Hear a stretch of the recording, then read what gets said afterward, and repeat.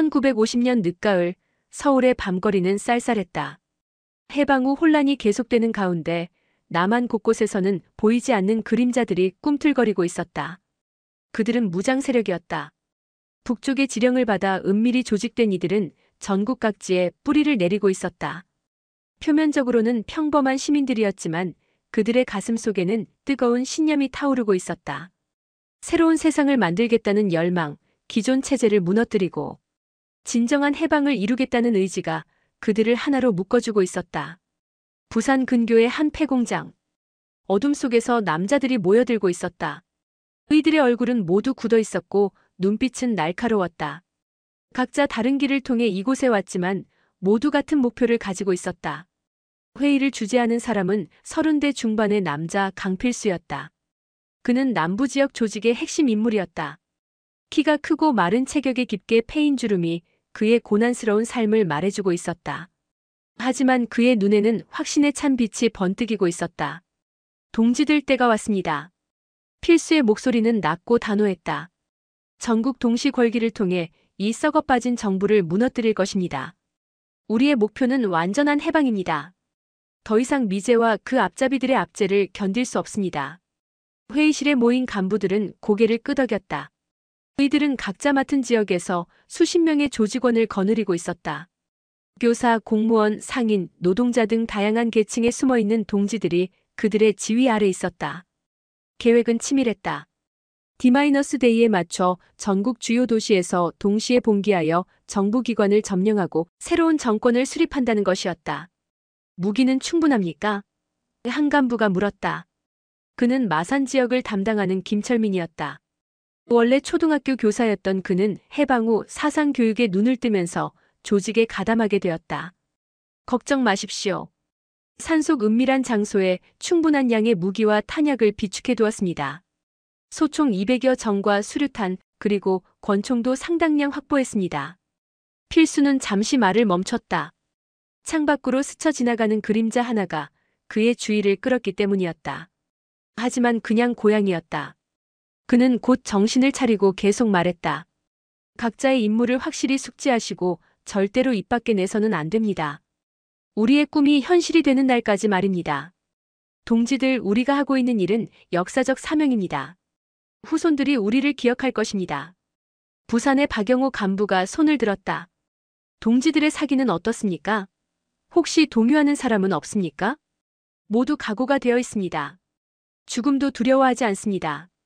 다만 필수는 잠시 주저했다. 일부 동지들 중에서는 가족 걱정을 하는 사람들이 있습니다. 특히 어린 자녀가 있는 동지들 말입니다. 그것은 당연한 일입니다. 창원의 이기삼 간부가 말했다. 하지만 우리가 성공하면 그 자녀들이 더 나은 세상에서 살 수 있을 것입니다. 그것이 우리가 해야 할 일입니다. 회의가 끝나고 간부들이 하나둘 자리를 떠났다. 각자 정해진 시간 간격을 두고 서로 다른 경로로 떠났다. 보안상 당연한 조치였다. 필수는 혼자 남아 창밖을 바라보았다.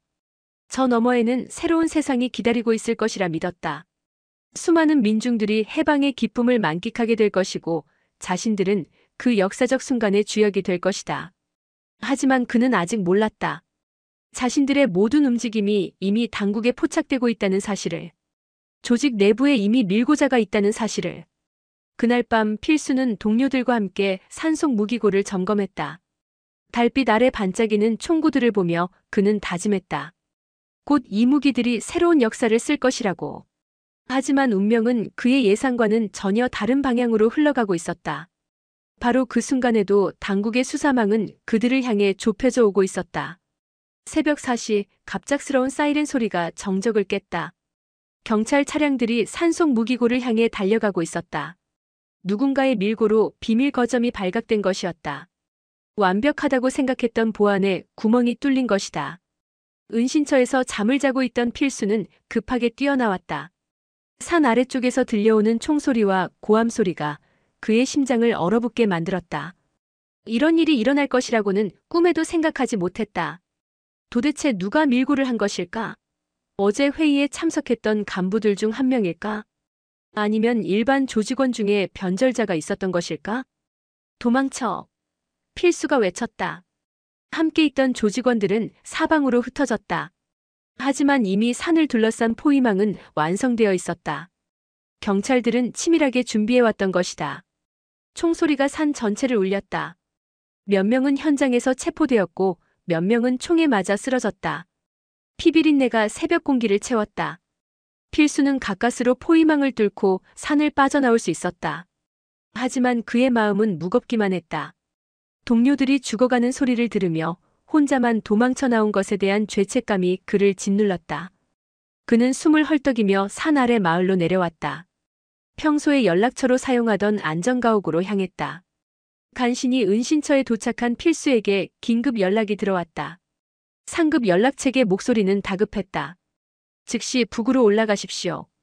신변에 위험이 있습니다. 조직이 크게 타격을 입었습니다. 당신까지 잃을 수는 없습니다. 하지만 필수는 망설였다. 도망친다는 것, 그것은 동료들을 버리고 가는 것과 같았다. 더욱이 아직 체포되지 않은 조직원들은 어떻게 될 것인가? 그들에게 최소한의 안전을 보장해주는 것이 지도자로서의 마지막 의무가 아닐까? 자신만 살겠다고 도망가는 것이 과연 옳은 일일까? 며칠 동안 은신처를 전전하며 그는 깊이 생각했다. 라디오에서는 연일 빨갱이 소탕작전에 대한 뉴스가 흘러나왔다. 수십 명이 체포되었다는 소식, 무기고가 발견되었다는 소식들이 그의 심장을 더욱 무겁게 만들었다. 그는 창밖을 바라보며 자문했다. 과연 자신이 추구해왔던 것이 무엇이었을까? 정말로 민중의 해방이었을까?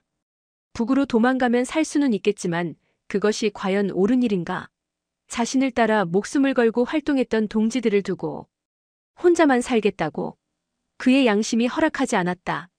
그는 밤새도록 고민했다. 어떤 선택을 해야 할까? 마침내 필수는 놀라운 결정을 내렸다. 남부경찰청 근처로 간 것이다. 마치 체포되기를 원하는 것처럼 말이다. 그는 경찰서 앞길을 어슬렁거렸다. 일부러 수상한 행동을 했다. 같은 길을 여러 번 왔다 갔다 하고 경찰서 건물을 유심히 바라보았다. 수상한 행동을 하는 남자를 순찰 중이던 경찰이 발견하는 것은 시간 문제였다. 젊은 경찰관이 그에게 다가왔다. 신분증을 보여주세요. 경찰관이 다가왔다. 필수는 침착하게 대답했다. 저는 강필수입니다. 자신의 이름을 밝히는 순간 경찰관의 표정이 급변했다. 수배 명단에서 본 이름이었기 때문이다.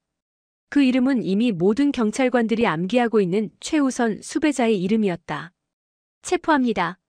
경찰관이 수갑을 채웠다. 필수는 저항하지 않았다. 오히려 안도의 한숨을 내쉬었다. 이제 동료들에게 지도자도 체포되었다는 소식이 전해질 것이고 그들은 무리한 저항을 포기할 수도 있을 것이다. 더 이상의 무의미한 희생은 막을 수 있을 것이다. 경찰서로 향하는 차 안에서 필수는 창밖을 바라보았다. 자신의 선택이 옳았는지는 모르겠지만 최소한 동료들에게는 도움이 될 것이라고 믿었다. 그러나 그는 아직 몰랐다. 앞으로 자신에게 일어날 놀라운 변화를. 남부경찰청 취조실. 차가운 콘크리트 벽과 하나뿐인 백열전구가 을씨년스러운 분위기를 자아냈다. 강필수는 딱딱한 쇠의자에 앉아 있었다. 수갑은 풀어졌지만 양발목은 의자에 단단히 묶여 있었다. 그는 고문을 각오하고 있었다. 지금까지 들어왔던 이야기들로는 이런 상황에서 당국이 보여줄 수 있는 것은 폭력뿐이었다. 전기고문, 물고문, 손톱 뽑기 등 상상만 해도 끔찍한 일들이 기다리고 있을 것이라고 생각했다. 하지만 그는 각오를 단단히 했다.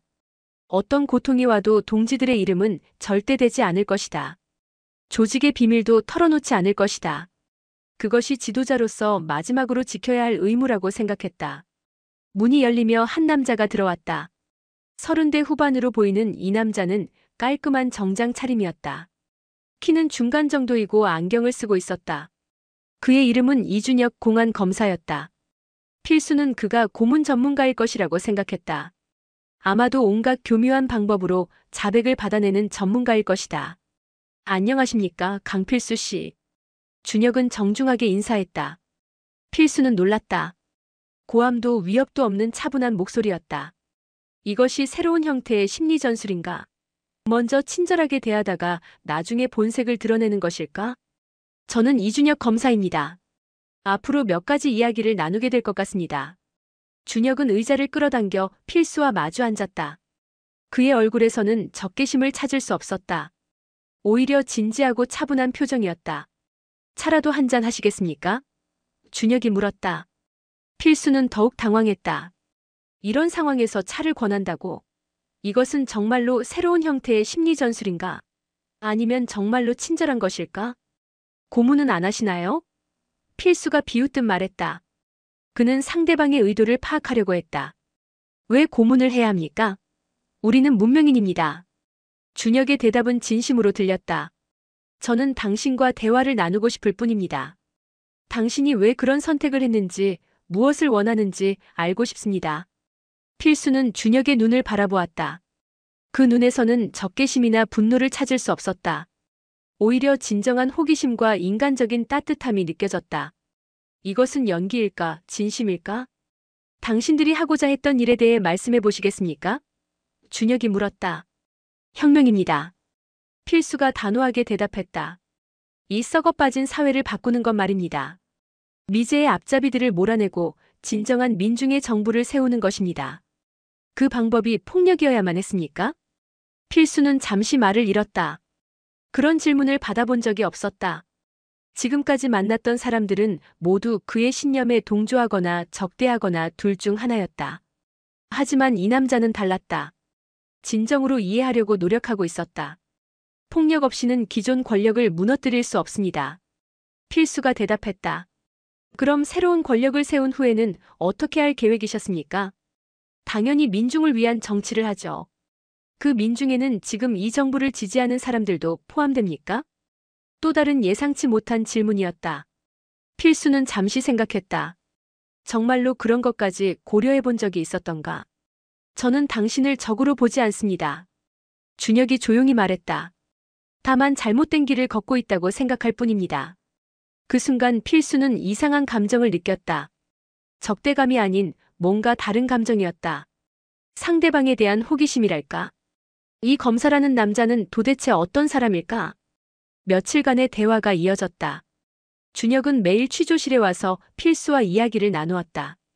고문도 협박도 없이 그저 대화만 했다. 때로는 철학적인 이야기를, 때로는 개인적인 이야기를 나누었다. 필수는 점점 이 검사라는 남자에게 흥미를 느끼기 시작했다. 준혁은 자신의 어린 시절 이야기를 들려주었다. 가난한 농부의 아들로 태어나 어렵게 공부해서 법관이 되었다는 이야기. 그리고 왜 검사가 되었는지에 대한 이야기도 했다. 진정한 정의를 실현하고 싶었다는 것이었다. 반면 필수도 자신의 이야기를 조금씩 털어놓기 시작했다. 일제강점기의 억압, 해방 후의 혼란, 그리고 더 나은 세상에 대한 갈망. 두 사람의 출발점은 비슷했다. 다만 걸어온 길이 달랐을 뿐이었다. 오늘은 좀 특별한 제안이 있습니다. 어느 날 준혁이 말했다. 밖에서 밥이나 먹으면서 이야기해보는 게 어떨까요? 밖에서요? 필수는 놀랐다. 도망갈 수도 있는 상황에서 그를 밖으로 데리고 나간다는 것인가? 이것은 정말로 예상치 못한 제안이었다. 제 집에서 말입니다. 집사람이 요리를 잘합니다. 필수는 어리둥절했다. 적의 집에서 밥을 먹는다고. 하지만 호기심이 앞섰다. 이 남자의 집은 어떨까? 검사라면 분명 호화로운 저택에서 살 것이다. 아마도 하인들이 시중 들고 고급 가구로 가득 찬 집일 것이다. 하지만 준혁의 집은 필수의 예상을 완전히 빗나갔다. 소박한 한옥 한 채였다. 기와 지붕이 낡아서 군데군데 이끼가 끼어 있었고 대문도 페인트가 벗겨져 있었다. 마당에는 작은 채소밭이 있었고 처마 끝에는 고추와 무청이 매달려 있었다. 너무나 평범한, 아니 오히려 서민적인 집이었다. 어서 오세요. 준혁의 아내가 나와 맞았다. 30대 초반으로 보이는 그녀는 수수한 앞치마를 두르고 있었다. 화려한 옷차림도 값비싼 장신구도 없었다. 그저 평범한 아낙네의 모습이었다. 그녀의 얼굴에는 손님을 맞는 따뜻한 미소가 있었다. 집이 좁아서 죄송합니다. 준혁이 미안해했다. 아닙니다. 좋은 집이네요. 필수가 진심으로 말했다. 이 집에서는 권력자의 냄새가 전혀 나지 않았다. 저녁상이 차려졌다. 김치찌개와 콩나물 무침, 시래기나물, 그리고 보리밥. 권력자의 식탁이라고 하기에는 너무나 소박한 음식들이었다. 하지만 정성이 가득 담긴 음식들이었다. 많이 드세요. 준혁의 아내가 따뜻하게 말했다. 그녀는 계속해서 필수의 그릇에 반찬을 올려주었다. 마치 오랜 친구를 대하는 것 같았다. 필수는 말없이 숟가락을 들었다. 김치찌개의 맛이 입안에 퍼졌다. 어머니가 끓여주시던 그 맛이었다. 구수하고 진한 맛에 눈물이 날 것 같았다. 언제부터인가 이런 평범한 행복을 잊고 살아왔던 것 같았다. 집사람이 시골에서 자라서 음식이 투박합니다. 준혁이 미안해하며 말했다. 아닙니다. 필수가 처음으로 웃었다. 정말 맛있습니다. 오랜만에 이런 따뜻한 밥을 먹어봅니다. 식사 내내 이상한 기분이었다. 적의 집에서 밥을 먹고 있는 상황인데도 마음이 편안했다. 이 집에서는 권력이나 지위 같은 것들이 느껴지지 않았다. 그저 평범한 가정의 따뜻함만이 있을 뿐이었다. 검사님은 왜 이렇게 사시나요? 필수가 물었다. 이렇게요? 이렇게. 소박하게 말입니다. 준혁은 잠시 생각하더니 대답했다. 저는 국민의 세금으로 급료를 받습니다. 그 돈으로 사치를 부릴 이유가 없다고 생각합니다. 그리고 제가 진정으로 원하는 것은 물질적인 풍요가 아니라 마음의 평안입니다. 그 말이 필수의 가슴에 깊이 박혔다. 진정한 권력자가 이렇게 살고 있다니. 이것은 그가 지금까지 알고 있던 세상과는 전혀 다른 모습이었다. 그날 밤 필수는 잠을 이룰 수 없었다. 준혁의 집에서 본 것들이 머릿속을 맴돌았다. 소박한 밥상, 수수한 아내, 그리고 검사 본인조차 꾸밈 없는 모습. 이 모든 것이 그의 기존 믿음과 충돌했다. 지금까지 그가 알고 있던 권력자의 모습과는 완전히 달랐다.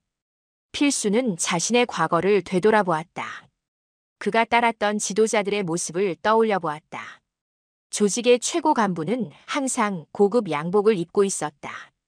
일반 조직원들이 누더기 같은 옷을 입고 있을 때도 그는 번쩍번쩍한 양복을 입고 있었다. 회의는 고급 호텔이나 비밀 별장에서 열렸다.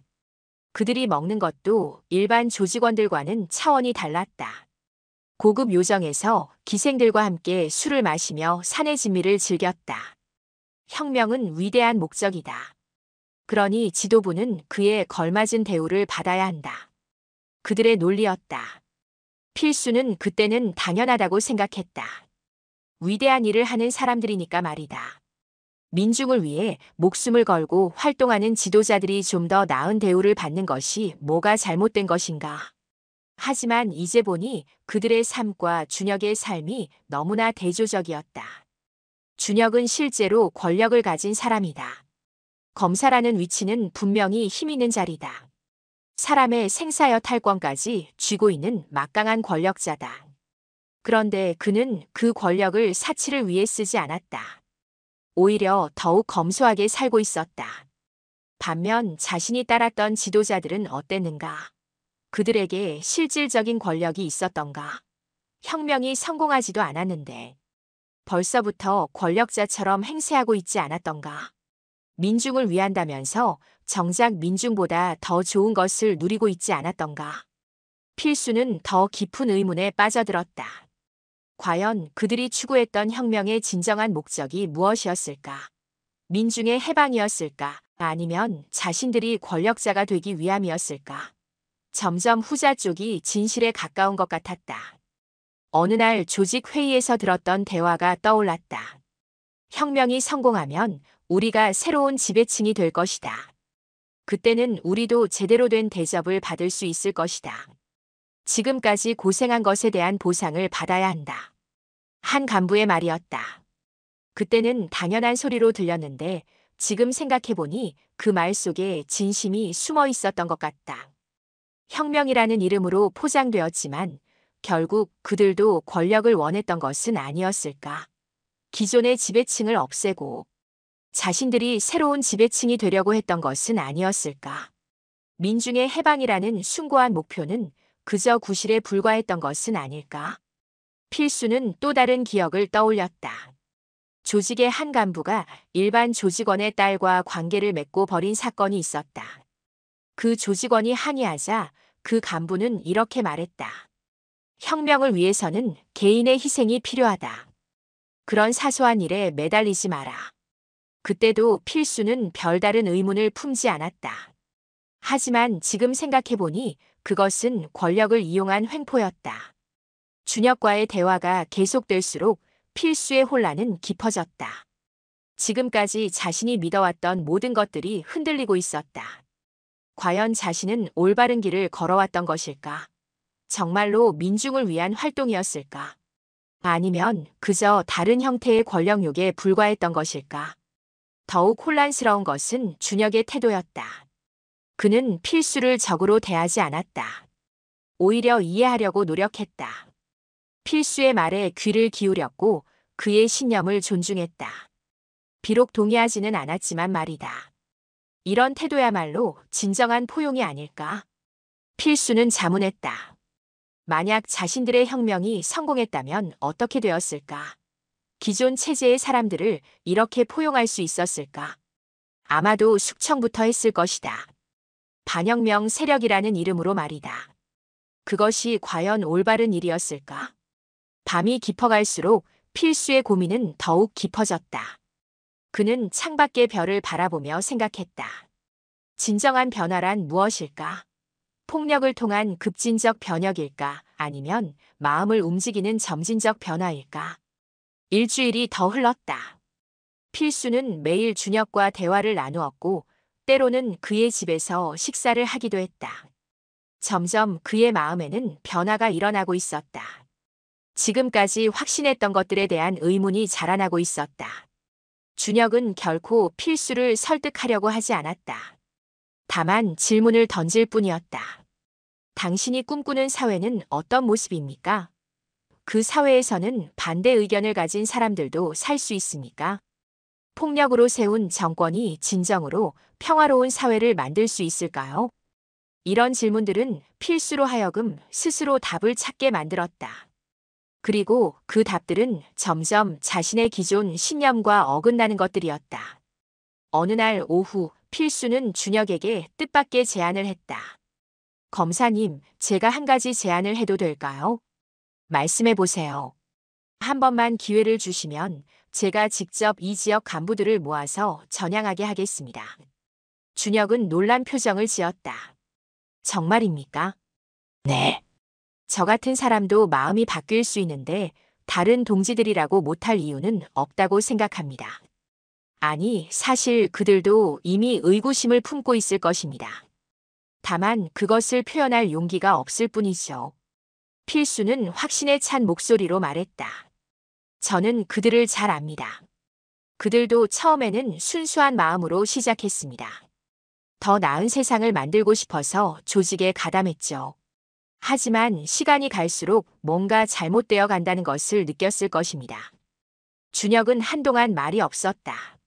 그는 깊이 고민하고 있는 것 같았다. 이것은 매우 위험한 일이었다. 만약 필수가 거짓말을 하고 있다면, 만약 이것이 조직의 새로운 작전이라면 위험하지 않을까요? 그들이 당신을 배신자로 여길 수도 있습니다. 심지어 해를 가할 수도 있고요. 그럴 수도 있겠죠. 하지만 시도해볼 가치는 있다고 생각합니다. 더 이상의 무의미한 희생은 막아야 합니다. 필수의 눈에는 진실한 의지가 담겨 있었다. 검사님, 저는 지금까지 많은 사람들을 잘못된 길로 이끌었습니다. 그것은 제 책임입니다. 이제라도 그들을 올바른 길로 안내하는 것이 제 의무라고 생각합니다. 준혁은 필수의 눈을 바라보았다. 그 눈에서 거짓을 찾을 수 없었다. 진심이었다. 하지만 실패한다면 어떻게 합니까? 그들이 오히려 더 결속을 다질 수도 있지 않을까요? 그렇다면 그것도 운명이겠죠. 하지만 저는 성공할 수 있다고 믿습니다. 왜냐하면 제가 변할 수 있었다면 그들도 변할 수 있기 때문입니다. 준혁은 여전히 고민스러워했다. 이것은 그의 경력에도 영향을 줄 수 있는 중대한 결정이었다. 만약 실패한다면 그는 책임을 져야 할 것이다. 알겠습니다. 마침내 준혁이 결정을 내렸다. 준비해 보겠습니다. 며칠 후 비밀리에 회의가 준비되었다. 장소는 경찰청 내의 한 회의실이었다. 보안을 위해 위치는 철저히 비공개로 했다.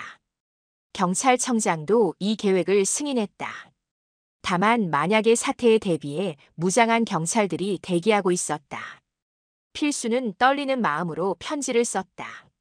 아직 체포되지 않은 조직의 간부들에게 보내는 편지였다. 중요한 이야기가 있으니 모두 모이자는 내용이었다. 그는 자신이 배신자가 될 수도 있다는 것을 알고 있었다. 하지만 그보다는 더 많은 사람들의 목숨을 구하는 것이 중요했다. 편지를 보낸 후 필수는 불안했다. 과연 몇 명이나 올까? 그리고 그들을 설득할 수 있을까? 자신도 아직 완전히 확신하지 못하는 부분들이 있는데 다른 사람들을 어떻게 설득할 수 있을까? 하지만 이제 돌아갈 길은 없었다. 그는 자신의 선택을 믿기로 했다. 검사님, 혹시 제가 실패한다면? 실패하지 않을 것입니다. 준혁이 단호하게 말했다. 당신의 진심은 분명히 전해질 것입니다. 그리고 설령 실패한다 하더라도 시도한 것만으로도 의미가 있습니다. 회의 당일, 필수는 긴장한 채로 회의실에 들어갔다.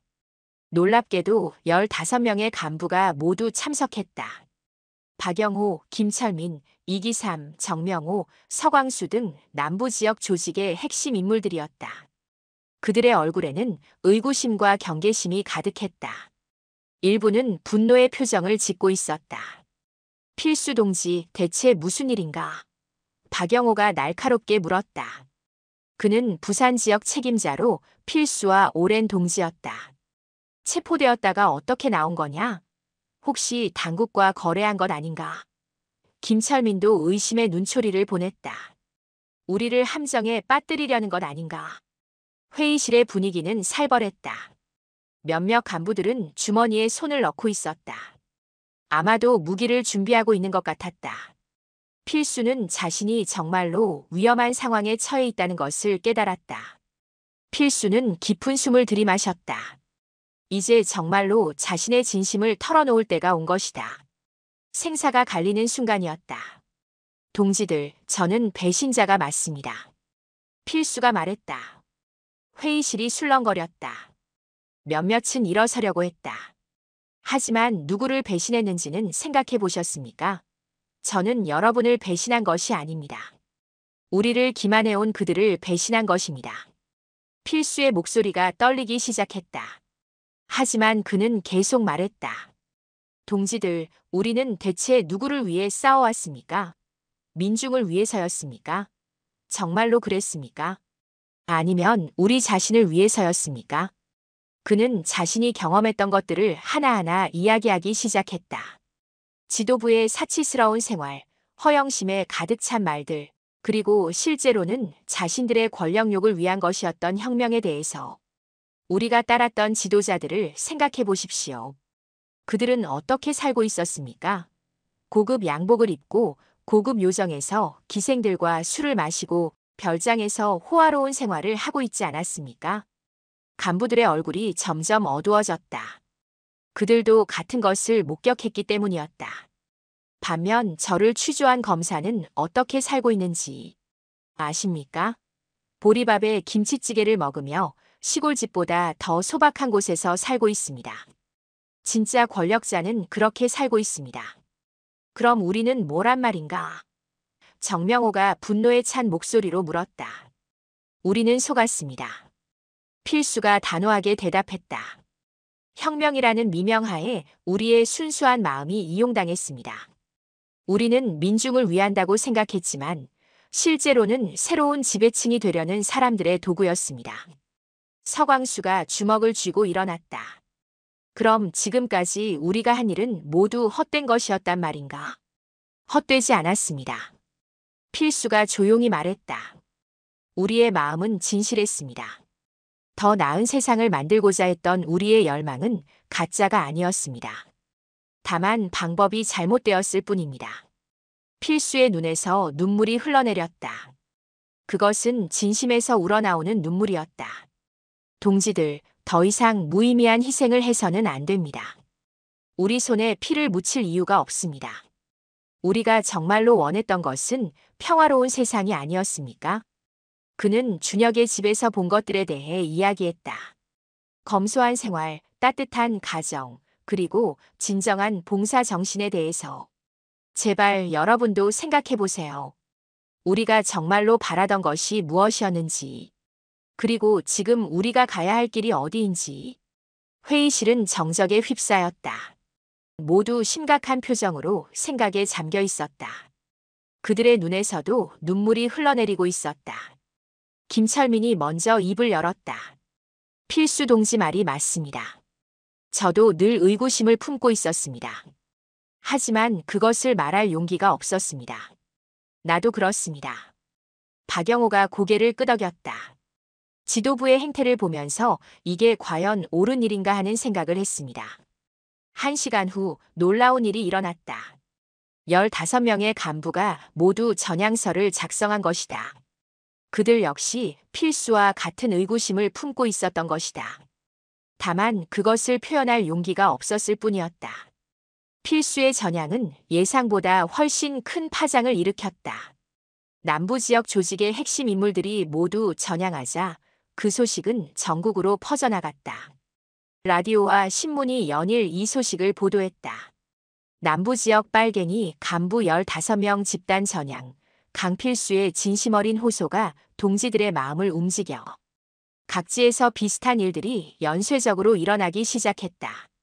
전라도에서 20명, 경상도에서 30명, 충청도에서 25명의 간부들이 줄줄이 전향서를 제출했다.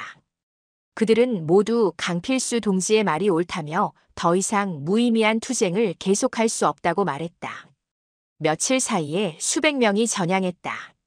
일주일 후에는 수천 명이 되었다. 한 달이 지나자 수만 명의 조직원들이 줄줄이 전향서를 제출했다. 전국 동시 궐기라는 거대한 계획은 완전히 무산되었다. 조직의 뼈대가 완전히 무너진 것이다. 북쪽에서는 이 상황을 보고 크게 당황했다. 수년간 공들여 구축한 남한 내 조직망이 한순간에 무너져버린 것이다. 그들은 급히 새로운 대책을 마련하려 했지만 이미 때는 늦었다. 민심이 완전히 돌아서 버렸기 때문이다. 준혁은 이 모든 상황을 지켜보며 감동을 받았다. 폭력이 아닌 진심으로 사람의 마음을 바꿀 수 있다는 것을 확인한 것이다. 그는 필수에게 말했다. 당신이 해낸 일은 정말 위대합니다. 수많은 생명을 구한 것입니다. 필수는 겸손하게 고개를 숙였다. 저는 단지 진실을 말했을 뿐입니다.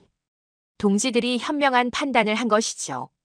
몇 달 후 1950년 6월 25일 한국 전쟁이 발발했다.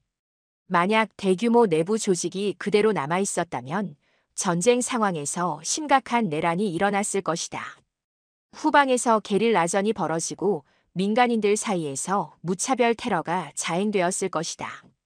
하지만 대부분의 조직원들이 이미 전향한 상태였기 때문에 그런 대규모 내란은 일어나지 않았다. 물론 일부 잔존 세력들이 소규모 활동을 벌이기는 했다. 하지만 민심의 지지를 잃은 상태에서 그들의 활동은 매우 제한적이었다. 전쟁의 참화는 막을 수 없었지만 최소한 내부의 분열과 혼란은 크게 줄일 수 있었다. 필수는 전쟁이 끝난 후 새로운 삶을 시작했다. 그는 작은 시골 마을에서 농사를 지으며 평범하게 살았다. 결혼도 하고 아이도 낳았다. 때때로 과거를 후회하기도 했지만 자신의 선택이 많은 생명을 구했다는 것에 위안을 삼았다. 그는 마을 사람들에게 존경받는 농부가 되었다. 준혁은 여전히 검사로 일하고 있었다. 그는 필수와의 만남을 통해 더욱 확신을 갖게 되었다. 진정한 정의란 상대를 굴복시키는 것이 아니라 상대의 마음을 움직이는 것이라는 믿음을 말이다. 그는 이후에도 많은 사건을 맡으면서 항상 이 원칙을 지켰다. 어느 가을 저녁, 준혁은 여전히 소박한 밥상을 마주하고 있었다. 아내가 끓여준 김치찌개와 콩나물 무침 그리고 보리밥. 변한 것은 아무것도 없었다. 그는 그것을 자랑스러워했다. 여보, 오늘도 힘들었죠? 아내가 따뜻하게 물었다. 아니야. 오늘은 특별히 보람찬 하루였어. 준혁이 미소 지으며 대답했다. 그는 창밖을 바라보았다. 저 먼 곳에 필수도 이런 평범한 저녁을 보내고 있을 것이다. 두 사람의 만남은 짧았지만 그 만남이 가져온 변화는 영원히 남을 것이었다. 진심으로 다가간 한 사람의 용기가 수만 명의 마음을 바꾸고 나라 전체의 운명을 바꾼 것이다. 그날 밤 준혁은 일기를 썼다. 오늘 강필수 씨로부터 편지를 받았다. 그는 시골에서 행복하게 살고 있다고 했다. 그리고 자신의 아들에게 아버지의 과거 이야기를 들려주었다고 했다. 잘못된 길을 걸었지만 용기 있게 돌아선 이야기를. 그 아이가 자라서 아버지를 자랑스러워할 것이다. 진정한 용기란 무엇인지 배웠기 때문이다. 멀리서 교회 종소리가 들려왔다. 평화로운 밤이었다. 많은 사람들의 희생과 용기로 지켜낸 평화였다.